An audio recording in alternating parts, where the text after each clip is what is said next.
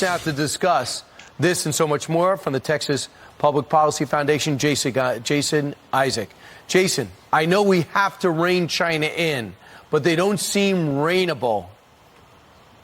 No, they certainly don't. And if there's one thing that they should be doing is they should be meeting at least our air quality standards. And I hope John Kerry is advocating for this. This is an area where we've been a world leader over the last 5 decades, is reducing pollution 80%. We're world leaders in clean air. We're #1 when it comes to access to clean and safe drinking water. And this is something that, quite honestly, the Chinese people deserve, but they don't. I've joked with the Congress that all the technology the Chinese steal from us, it'd be nice if they would utilize our pollution control technology, and they don't. And that actually impacts our air quality here in the United States. It makes its way across the Pacific Ocean, impacts California the most. So here's the other thing. They are building electric cars. They're proud to flood the zone with their electric car technology.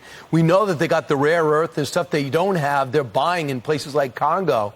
And then they have all the solar panels, pretty much. They dominate the solar panel market. So on one hand, they're polluting with fossil fuels, irresponsibly. On the other hand, they're getting ready for a transition.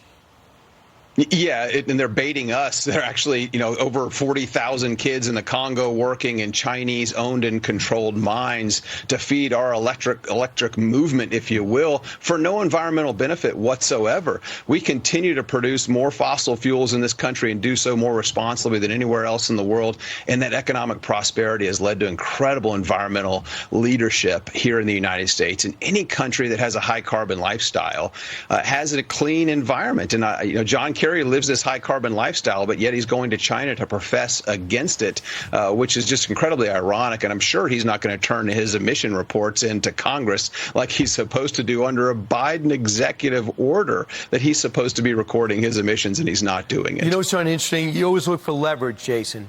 And right now, according to the Wall Street Journal, China had almost zero growth in the second quarter. They might be more vulnerable now than ever economically. You might be able to incentivize to do something that's actually in our interest for a change. Yeah, perhaps they could buy goods made in America, unlike what we're doing is we're buying solar panels made in China, to the detriment of these kids working in the Congo, the slave labor that we know about's happening in China. Those solar panels, if we need them, they should be produced here in this country, in the United States. Again, we produce things more responsibly than anywhere else around the planet. Jason Isaac, thanks so much. We'll see what John Kerry comes back with.